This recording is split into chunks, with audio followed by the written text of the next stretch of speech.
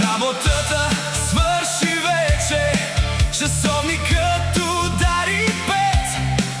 Някой вече пази масата, всички знаем къде. Пак се събираме без повод, пак сме същите лица. Цяла седмица чакахме го, днес започва уикенда. Точно в 5:30 пак започва нашата игра.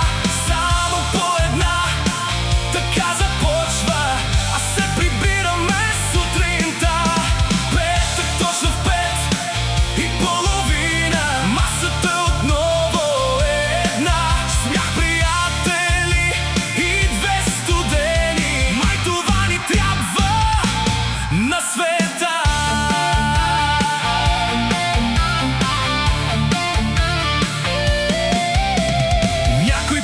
Закъснява малко, другият запазил стол. Първият тост е винаги кратък, после няма протокол. Старите истории оживяват, все едно са от вчера. Всеки знае историите, но ги чака и тази вечер. Нека времето да почака, нека всичко спре за миг. От понеделник пак ще бъде